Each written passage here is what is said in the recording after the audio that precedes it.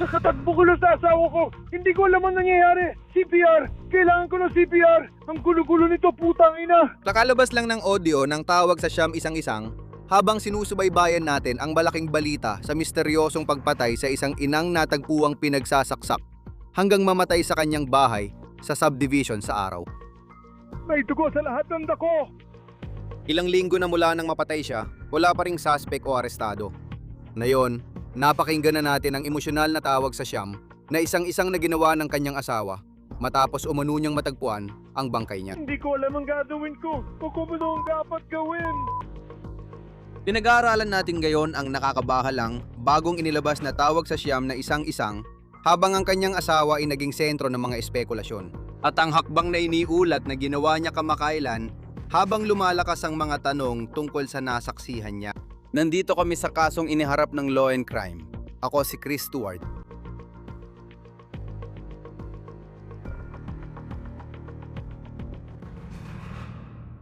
Paano namamatay ang isang tao dahil sa saksak na tila sa gitna ng araw sa kanilang bahay at 5 linggo na ang lumipas? Walang naaresto at wala ring kasagutan. Pero ngayon naririnig natin ang kaguluhan mula sa isang tawag sa Siyam Isang-Isang na ginawa bandang 4:30 ng hapon noong Hunyo 6 mula sa isang bahay sa Hilagang, New Jersey. Operator ito ng Siyam Isang-Isang, pakibigay ang address na emergency. Ian, ay New Jersey! Iyan ang boses ni Connor Hanlon. Siya ang asawa ni Brooke Hanlon at ang mag-asawang ito ay nakatira sa bahay na ito sa Chester Township, New Jersey, isang suburb ng New York City. At mabadalang pulisya sa paglalabas ng impormasyon tungkol sa kasong ito at kung anong nangyari kay Brooke habang sinusubukan nilang alamin kung paano siya pinatay at kung sino ang kumatay sa kanya. Ngayon, ibabahagi ko kung anong sinabi ni Connor, ang kanyang asawa, sa dispatcher sa tawag na 911 na yon sa ilang sandali. Based sa mga natutunan natin kay Brooke Hanlon nitong mga linggo, alam natin na siya ay hindi lang asawa kundi batang ina rin. Siya at si Connor ay nagkaroon ng anak halos 1 taon nang nakalipas. Ayon kay Paige, kapatid ni Hanlon, kay Fox News, si Brooke ang pinakamatamis at pinakadalisay na tao na kilala ko. Sabi niya, lahat ng alam ko, natutunan ko mula sa kanya. Hindi pa ako nabuhay na wala siya. Siya ang nagturo sa akin ng lahat. At mapapaisip ka na lang, sino kaya ang magkakaroon ng issue sa isang taong mukhang mahal na mahal at mapagmahal din? Ngayon, mahalagang tandaan na ang trabaho ni Brooke ay hindi para sa mahihina. Si Brooke ay nagtrabaho bilang isang psychotherapist. Hiningnan namin ito. Ayon sa WebMD, ang psychotherapist ay tumutulong sa mga tao na harapin ang mga emosyonal na issue, problema sa kalusugan ng isip o mahihirap na bahagi ng buhay. Mabigat talaga ang trabaho kapag iniisip mo ang dami ng interaksyon buong araw. Mapapaisip ka tuloy habang nagpapatuloy ang kaso. Sino ang mga nakasalamuhan niya sa trabaho at ano ang pinagdadaanan nila? Hindi natin alam. Ayon sa LinkedIn ni Brooke, siya ay isang motivated, responsible at mahabagin na individual na may LPC o Licensed Professional Counselor sa New Jersey. Iba't ibang karanasan sa trabaho kasama ang mga bata, kabataan at pamilya na nangangailangan ng counseling, therapeutic na tulong, resources at suporta. Siya at ang asawa niyang si Connor ay ikinasal noong 2021. Nagkakilala sila sa Boston kung saan taga roon si Connor. Lumipat sila sa New Jersey kung saan lumaki si Brooke. Sa ngayon, hindi pa alam ang nangyari sa bahay ng Hanlon nung napatay si Brooke at kung paano natagpuan ng asawa niya ang kanyang katawan. Ano ang mga pangyayaring nakapalibot doon? At marami sa mga nalaman natin sa kasong ito ay galing sa tawag sa Siyam na isa-isa na kamakailan lang inilabas. Diyos ko! Kailangan ko ng ambulansya! Sige, Chester Township. Tama ba yon? Chester Township! Chester Township! Diyos ko! May lasa! Di ko alam! Kaya kapag pinakinggan mo ang tawag, maririnig mong sinasabi ng asawa ni Brooke na may laslas. Ang medical examiner ay nagsagawa ng autopsy sa kanyang katawan at natuklasan na ang sanhi ng pagkamatay ay maraming tama ng matalim na bagay. At ang paraan ng kanyang pagkamatay ay itinuring na homicide. Umakit na tayo doon! Manatili ka lang sa linya at kumuha pa ng karagdagang impormasyon. Ayos ba? Putang ina! Pack up! Hindi ko alam kung sasabihin ko. Pero kailangan kita dito! Kailangan kita dito agad! Sir! Dumudugo siya at wala siyang malay. Tama ba yun? Sige. Diyos ko! Diyos ko! Diyos ko! Diyos ko! Huwag kang mag-alala, sir. Sige. Papunta na ang mga paramedic. Huwag mong ibaba ang tawag. Ano? Kung may defibrillator na available, magpadala ng tao para kunin ito ngayon at sabihan mo ako kapag nakuha na ninyo, sir. Hindi, wala po noon. Wala po noon. Walang available. Sige. Hindi ko alam ang gagawin ko. Hindi ko alam kung ano ang. Paki-sticker po ang telepono para malaya ang mga kamay nyo at matulungan nyo siya, sir. Naka-speaker na! Naka-speaker na! Sabi ko, huwag mong galawin, bro. Hindi pakiusap. Huwag mong galawin. Sandali lang. Hindi. Sige, makinig ka ng mabuti. Ituturo ko sa iyo kung paano gawin ang chest compressions. Sir, ilagay ang pinakailalim ng palad sa buto sa gitna ng dibdib sa pagitan mismo ng mga utong. Kaya putol! Isa yan sa mga putol! Pasensya na, ano po yan, sir? May dugo sa lahat ng dako. Sige, pwede mo bang ilagay ang sakong ng palad mo sa gitna ng dibdib, sa breastbone, sa pagitan ng mga utong? Tapos ang isa pang kamay sa ibabaw. Oo. Pindutin mo ang dibdib ng mabilis at malakas, hindi bababa sa 2 beses bawat segundo at 2 pulgada ang lalim. Hayaan mong umangat ng lubos ang dibdib sa pagitan ng mga pindot. Gagawin natin ito ng 6 beses o hanggang may pumalit na tumulong. Bilangin mo ng malakas para makasabay ako, ayos? 1, 1, 2, 3, 4. 1, 2, 3, 4. 1, 2, 3, 4. 1, 2, tatlo, apat. 1, 2, 3, 4. 1, 2, 3, 4. Tuloy lang. Sir, magaling ka. Gagawin natin ito ng 600 beses o hanggang sa may dumating na tulong na pwedeng pumalit. Ayos? Isa, kailangan kita. 2. 3, 4. 1, 2, 3, 4. Paparating na ang tulong, sir. Tuloy lang. 1, 2, 4. Hello! 1, 2, 3, 4. 1. 2, 3, 4. Sir, huminga po kayo ng malalim. Subukan mo huminga ng malalim, sir. Hindi ko. Lumapit ka. Ay! Ikaw. Tuloy pa rin po ba ang chest compression, sir? Naman. 1, 2. tatlo, 3, 4. 1, 2. tatlo, apat. 1, 2. tatlo, Apat. 1, 2. tatlo, apat. 1. 2, 3, 4. Tuloy lang po, sir. 1, 2, 3, 4. 1, 2, 3. Apat. 1, 2, 3, 4. Papunta na po sila dyan ng kasing bilis ng makakaya nila, sir. 1, 2, 3, 4. 1, 2, 3, 4. 1, 2, 3, 4. Habang pinapakinggan mo ang tawag, maririnig mo ang dispatcher na ginagabayan si Connor sa chest compressions at maririnig mo rin siyang sumisigaw. Maririnig mo ang kaguluhan sa bahay na ito habang tila sinusubukan niyang iligtas ang kanyang asawa. 1, 2, 3, 4. 1, 2, 3, 4. 1, 2, 3, 4. 1, 2. Isa, hindi. 2. Tapo. Isa, 2. Kailangan kita. Subukan mong huminga ng malalim, Gino. Tatlo, Apat. Isa, kailangan ko ng isa. Hindi, bro. Isa, hindi. 4. 1, 2, 3, 4. 1, 2, tatlo, 4. 1. 2, 3. At sir, alam ko pong sinabi ninyo, nasaan po kayo sa bahay? Sa ikalawang palapag. Sige. Tuloy lang. 1, 2.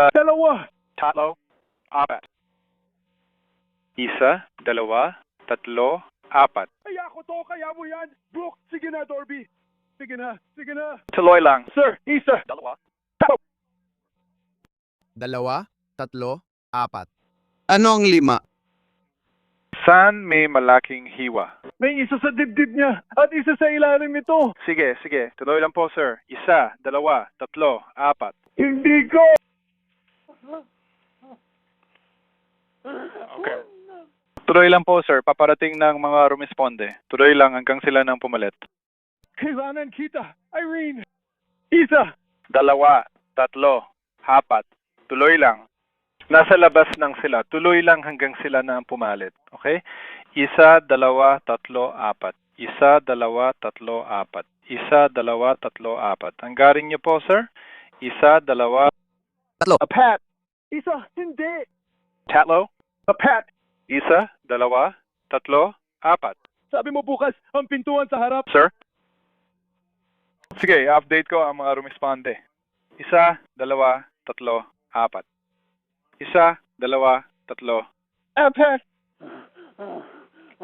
Tuloy lang po, sir. 1, 2, 3, 4. 1, 2, 3, 4. 1, 2. Tatlo. Hapak. Isa. 2, 3, 4. 1, 2, 3, 4. 2, 3, 4. 1. Dalawa. Suot mo. Tatlo. 4. 1, 2, 3, 4.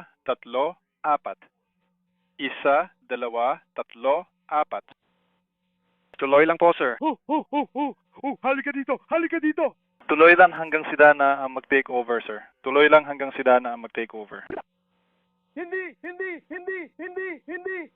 Sila ba ang mga rumisponde? Sir? Sige, pwede nyo kumausap sa kanila. Sige, sir. Nahanap ko na. Kailangan kita. Naririnig mo ang asawa doon na nagsasabing, kailangan kita, kailangan kita. Naririnig mo siyang paulit-ulit sinasabi yun kay Brooke habang nag-CPR siya. Sa dulo ng baging iyon ng tawag, maririnig mo siyang sinasabi sa mga rumesponding dumating na, natagpuan ko siya. At maririnino rin sa bahaging yon na sinabi niyang si Brooke ay nasa ikalawang palapag ng bahay. Ang tawag sa 911 ay tumagal lang 6 na minuto at 38 segundo. Simula nun, halos wala talagang sinabi ang pulisya tungkol sa kasong ito. Halos 3 linggo bago nakumpirma ng autoridad na si Brooke Hanlon ang biktima. Hindi malinaw kung bakit. Magkakaibang bawat departamente at bawat kaso pagdating sa impormasyong inilalabas sa publiko. Pero dito, naging tahimik sila. Alam natin na may $1,000 na gantimpala para sa impormasyon na magre-resulta sa pag-aresto o magbibigay liwanag sa nangyari. Ngayon, tungkol kay Connor, na siyang tumawag ng siyam na isang-isang ng taranta, hindi siya kinasuhan at hindi siya inakusahan ng anumang maling gawain. Hindi rin siya tinukoy bilang suspect. May malaking balita tungkol sa mga ginawa niya nitong mga nakaraang linggo habang nagpapatuloy ang kaso at mas nalalaman ng publiko ang tungkol dito. Alam natin na kumuha na ng abogado si Connor Hanlon. Ayon sa Fox News Digital, si Connor Hanlon ay nakikipag-ugnayan sa autoridad habang tuloy ang investigasyon. Sabi ng Fox, kinumpirma ng mga autoridad sa kanila na nakausap na nila ang ilang miyembro ng pamilya sa kasong ito. Ngayon, may bahagi sa kwento ng Fox kung saan tinanong nila ang mga autoridad kung nakikipagtulungan si Connor sa investigador. Ngunit tumanggi silang magkomento. Ngayon, muli, wala pa siyang kinakaharap na anumang kaso. Hindi rin siya tinukoy bilang suspect. Maaaring ang tinutukoy natin dito ay isang taong, kapag pinakinggan mo ang tawag sa siyam na isang-isang, ay halatang emosyonal. Ibig kong sabihin, ito ay isang lalaki na kakamatay lang ng kanyang asawa, ang ina ng kanyang anak. At posibleng inaharap niya ang misteryo ng pangyayaring ito, pero sa mas malalim na emosyonal na antas, kumpara sa sinumang sumusubaybay sa kwentong ito. Wala pang pahayag si Connor o salita sa publiko ukol sa nangyari. May ilang outlet na kumukuha ng paparazzi shot sa kanya sa labas ng bahay niya. Posible talagang isa siyang balo na nawalan ng asawa sa malungkot na paraan at biktima sa kwentong ito. Marami talagang hindi pa alam sa kasong ito habang umuusad. Ngayon, hindi natin alam kung sinong abogado ang kumakatawan kay Connor o anong klaseng abogado ang kumakatawan kay Connor habang nagpapatuloy ang investigasyon. Kahit kumuha ng abogado ang tao, hindi ibig sabihin nito na may kasalanan o nagawang mali siya. Ngayon, kung may impormasyon o call sa nangyari kay Brooke Hanlon, pinapayuhan silang makipag-ugnayan sa tanggapan ng sheriff ng Morris County sa New Jersey, Chester Police Department, o tanggapan ng taga-usig ng Morris County. Gaya ng makikita ninyo rito sa isang press release na inilatala sa Facebook. Tara, pag-usapan natin ito kasama si retired NYPD Detective David Sarny. Salamat sa pagsama sa amin. Alam mo, nakarinig na tayo ng mga tawag sa 911 sa maraming kaso. Sa kasong ito, ano naging kakaiba para sa iyo sa sinabi ng asawa ni Brooke Hanlon? Naririnig mo ang isang taong halatang nasa matinding pagkabigla. Hindi natin alam. Ito ang lagi kong sinasabi tungkol sa mga tawag sa 911. Hindi natin kilala ang tumatawag. Bilang investigador, kailangan natin silang interviewin. Alam mo, yung insidente na yon ay nangyari at nakapaloob lang sa 5 o 6 na minuto. Mukhang nagulat siya. Mukhang balisa siya. Sinusubukan niya mag-CPR. Magaling ang dispatcher ng 911 kung tutusin dahil kalmado at kontrolado siya sa buong pangyayari. Sinusubukan niyang pakalmahin, pakalmahin yung tumatawag na nalaman natin siya pala ang asawa at ginagawa niya ang compressions. Tinuturuan siya kung paano gawin ang compressions. Maraming nangyayari doon. At doon na nga napunta ang usapan. Napansin niya na may sugat sa dibdib o sa paligid ng dibdib. Sinabi niya na bukas ang pinto sa ibaba. Nasa ikalawang palapag ang asawa niya. Tinatawag niya ito. Ginagawa niya lahat ng yon. Kung para saan namin ginagamit ang mga tawag sa 911 na ito, at palagi kong sinasabi na hindi lang ito nakabase sa isang bagay para gumana ang probable cause. Kailangan may mga iba pang select. Ito ay, alam mo na, tinitingnan siya ng mga tao bilang siya ang may gawa.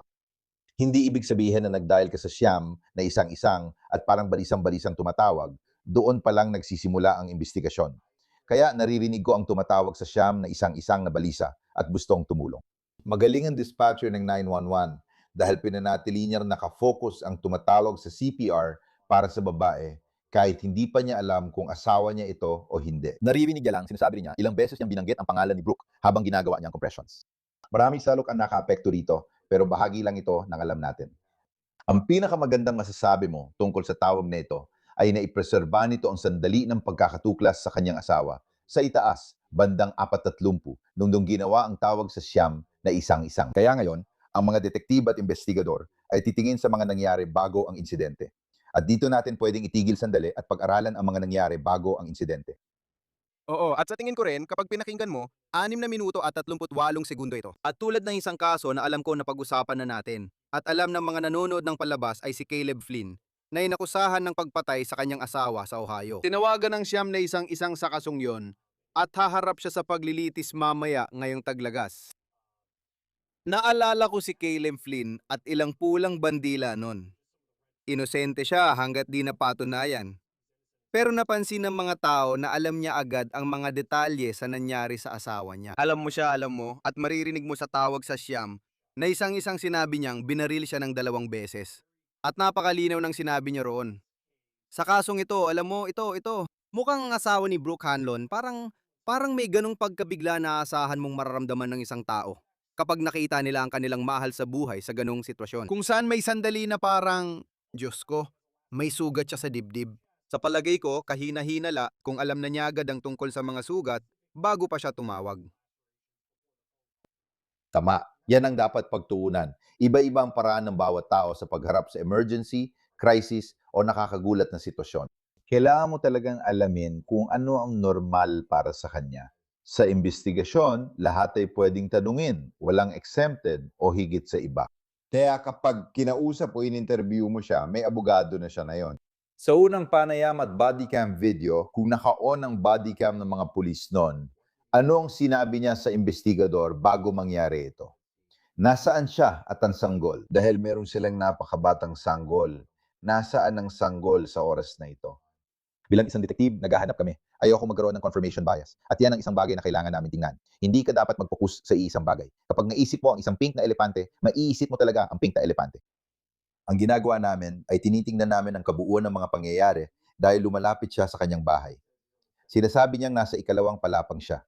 Sumisigaw siya tungkol sa kanyang asawa at ginagawa niya ang mga compression. Alam mo, may mga tao na nagtatanong, bakit siya gumagawa ng compression? Bakit niya kinokontrol ang pagdurugo? Hindi natin alam ang eksena. At yun pang isa, hindi natin alam ang eksena. Napansin niya habang ginagawa niya ang CPR na sinasabi niyang ginagawa niya sa puntong ito. Audio lang ang basehan natin. Yon ang mahalaga. Pagdating ng mga pulis sa eksena, mas marami kang malalaman. Kaya hindi namin basta sasabihin na siya ang gumawa. Doon na lang tayo mag-focus. Hayaan ang investigasyon. Magsagawa ng crime scene search at kumuha ng search warrant para sa bahay. Gawin ang trabaho ron. I-interviewin mo ang nag-iisang pwedeng kausapin Ang unang nakakita sa kanya, ang asawa. Kaya sisilipin mo rin ang buhay niya. Paano nalaman ng iba na nasa bahay siya noon? Bakit lagi niyang kasama ang bata? At bakit nasa bahay ito? Sino ang nagbabantay sa bata sa panong yon? Kaya maraming tanong ang lalabas. Kaya nga kapag alam mo, nakikita natin na gusto ng mga tao na maglabas ng mga pitchfork at sulo at sabihin siya ang may gawa, siya ang may sala. Hindi tayo umaasa sa iniisip, kundi sa napapatunayan natin. Bahagi ito ng palaisipan ng investigasyon habang nagpapatuloy. Lagi ko nakikitang interesante ito dahil may mga kaso na, alam mo yon, mas mabilis ang pag-aresto at pagkatapos ay may press conference agad. Kung ganito ang kaso at di pa natin naririnig ang ilang salitang ginagamit ng pulis tulad ng isang hiwalay na insidente ito, ibig sabihin, wala pa talaga silang sinasabi. Ang publiko, nasa panganib ba sila? Parang hindi pa talaga nila nasasagot ang tanong na yon, na kung may isang tao na pumupunta sa mga bahay sa Hilagang New Jersey at basta-basta na lang umaatake ng mga tao, parang dapat mas maingay ang mga pulis tungkol dito. Ano ang palagay mo tungkol sa bagay na yon? Sa tingin ko, 3 linggo pa bago nabanggit ang pangalan ni Brooke Hanlon bilang biktima. Kahit may mga ulat na nun pa. Ano ang palagay mo sa kung paano hinahawakan ng mga pulis ang kasong ito based lang sa mga opisyal na impormasyong inilalabas nila? Tigom talaga ang bibig nila. Ikaw, inabot pa ng ilang linggo bago nila inanunsyo ang pangalan ng biktima sa pagpatay na ito. Nakita na natin dati na maraming ahensya ang agad na bibigay ng pahayag kapag may nangyayari. Sa insidenteng ganito, sasabihin nila na ito ay isang hiwalay na insidente. Wala silang sinabi na ganon. Sinabi lang nila na may nangyaring pagpatay at iyon lang. Hindi mo alam kung saan ang lokasyon. Malinaw na alam ng Chester Township at ng Morris County. Pero nakakagulat kung gaano sila katahimik tungkol dito. At wala talagang lumabas na impormasyon. Kaya maganda yon para sa investigasyon. Masama ito para sa media dahil nagkakaroon ng spekulasyon at maraming tao sa social media ang nagsasabing, ito ang nangyari. Hindi namin iniintindi yon. Hindi iniintindi ng investigador ang ingay sa labas.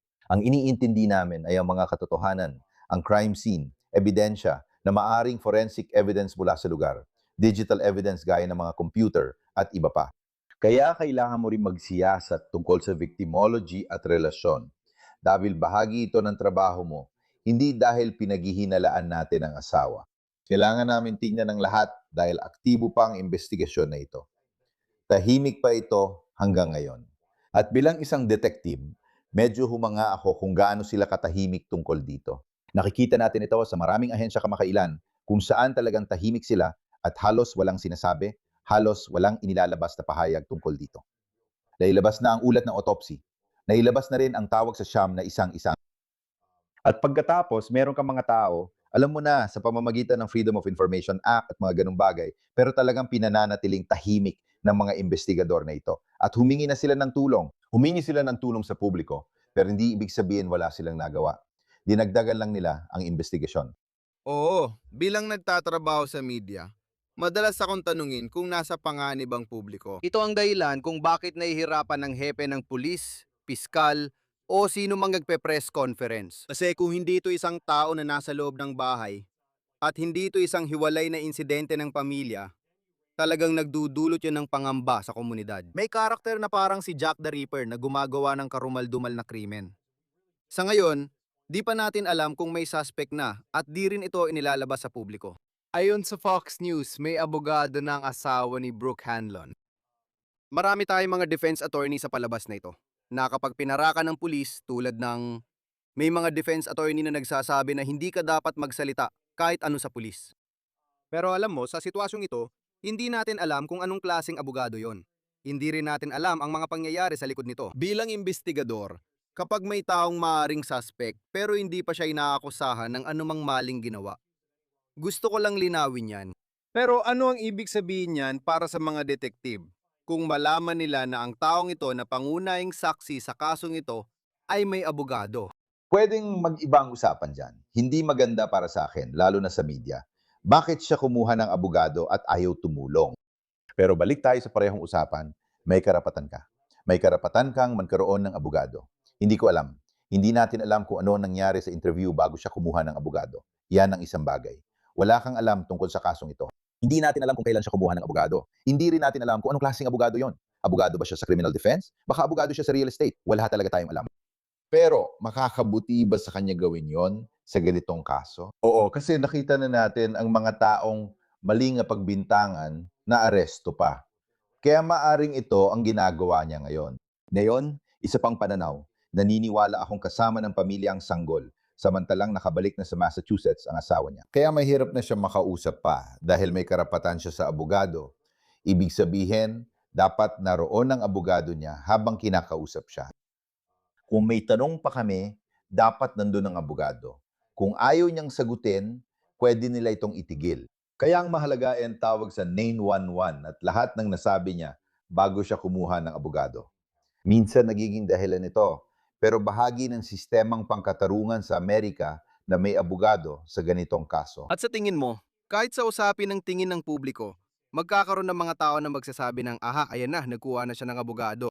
Kasabay nito, kapag ginanap mo ang pangalan ng taong ito sa Facebook, may mga tao na inaakusahan siya, alam mo na, sa mata ng publiko, inaakusahan siya ng pagpatay. Bigla ka na lang mula sa pagiging ordinaryong mamamayan ay naging kilalang tao na at may mga paparazzi na kumukuha ng litrato mo. Hindi na ako nagulat na humingi ka ng legal na payo. Karapatan niya yon. Tignan natin ang investigasyon. Ikaw, nagulat ka ba? Ganito kasi, ito ang nakakakilabot na bahagi ng usapan. Narinig mo sa tawag sa 911 sinabi niya, may dugo sa lahat ng dako.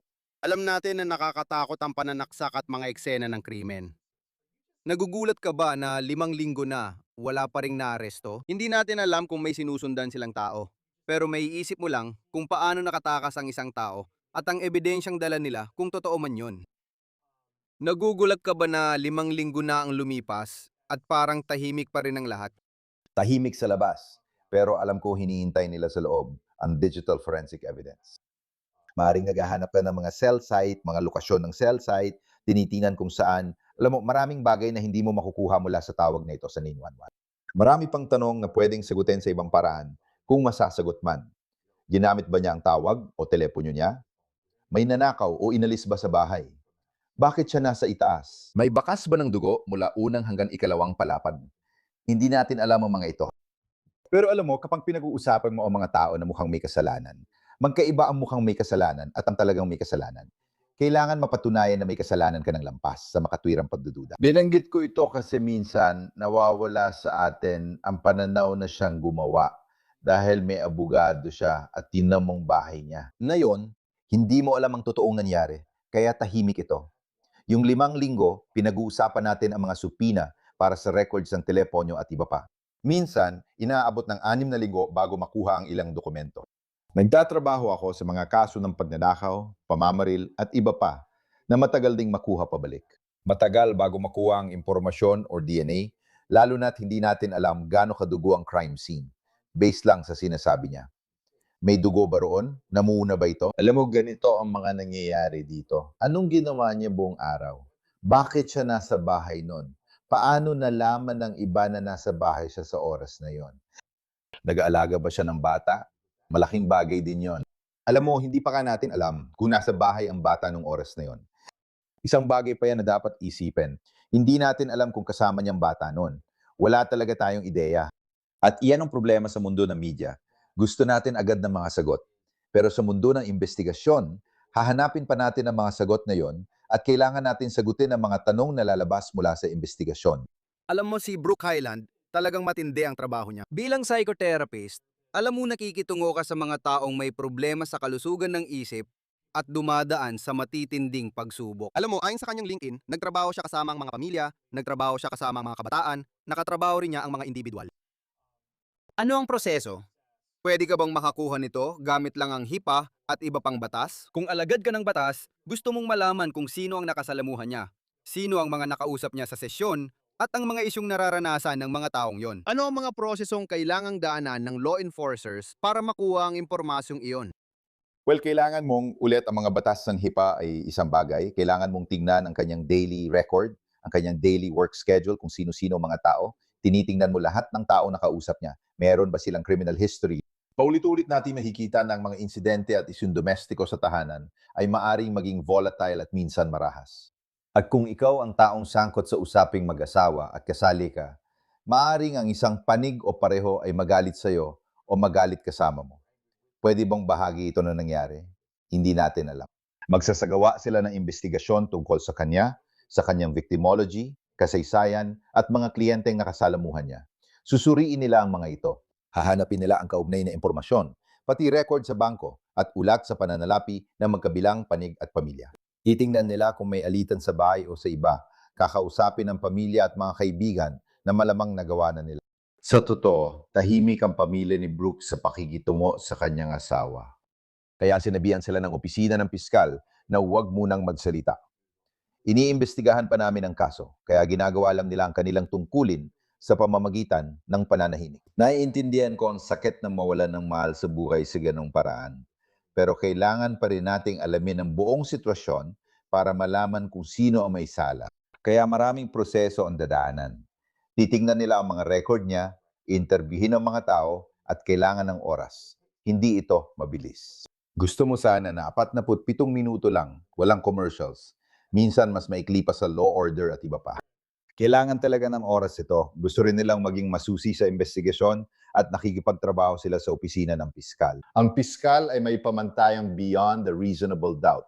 Gusto nilang tiyakin na anumang ebidensya o batayan para sa pag-aresto ay sapat at naniniwala silang kaya nilang usigil ang taong yon ng lampas sa makatwirang pagdududa. Oo, dahil kulang ang impormasyon, hindi natin alam ang estado ng kanilang kasal. Hindi ko sinasabing may mali sa pagsasama nila. Hindi natin alam kasi may mga financial records na lumalabas. Pero wala sa mga impormasyong yon ang lumabas sa kasong ito. Wala ka rin masyadong naririlig na komento mula sa mga tao na malamang ay sinabihan ng mga pulis ang mga malalapit kay Brooke Hanlon na maghintay. Sigurado akong kinontak na sila ng media na naghahanap ng sagot sa kwento. Tignan natin kung kailan darating ang mga sagot. Retiradong NYPD Detective David Sarney, salamat sa pagsama at pagtalakay ng kaso dito sa Law and Crime. Maraming salamat at mag-ingat ka palagi. Bago magtapos, hinihikayat ang may impormasyon tungkol sa maaaring nangyari kay Brooke Hanlon na makipag-ugnayan sa otoridad. Babantayan pa rin namin ang kwentong ito habang nagpapatuloy ang misteryo. Dito nagtatapos ang On The Case mula sa Law and Crime. Mag-subscribe sa YouTube at Spotify at mapapanood din kami sa Peacock. Ako si Chris Stewart, hanggang sa muli.